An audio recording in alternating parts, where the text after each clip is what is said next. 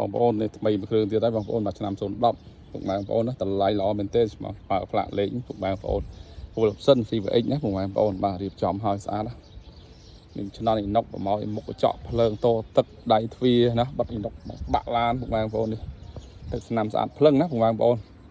ពលអបសិនទៀតពុកម៉ែបងប្អូនណាពលអបសិនបាទតម្លៃយ៉ាងស្មើផ្លាកលេខបងប្អូនបាទ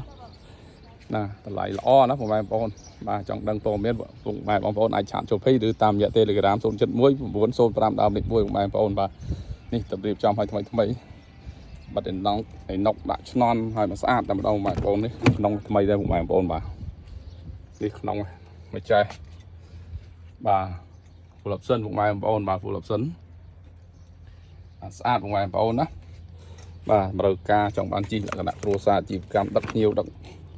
ត្រីដឹកសាច់ឲ្យបានអស់ពុកម៉ែបងប្អូនបាទនេះហ្វូលអបសិនណាបងប្អូនណាបាទបានស្អាតតម្លៃល្អចង់ស្មើផ្លាកលេខពុកម៉ែបងប្អូនបាទរៀបចំឲ្យស្អាតតែម្ដងពុកម៉ែបងប្អូនបាទហើយខ្លាំងបាទមានកបងរំលោះ25ខេត្តក្រុងផងដែរពុកម៉ែបងប្អូនបាទទឹកម៉ែបងប្អូនមានទឹកប្រាក់ចូលរួមពី40%តម្លៃឡានពុកម៉ែបងប្អូនដល់ភ្លាមបានដល់2ម៉ោង3ម៉ោងដកឡានទៅភ្លាមតែម្ដងពុកម៉ែបងប្អូនបាទអរគុណពុកម៉ែបងប្អូនតែតាមដានពេញខ្ញុំបាទសូមជូនពរសុខភាពល្អសំណាងល្អគ្រប់ក្រុមគ្រួសារបាទគ្រប់អរគុណសូមជម្រាបលា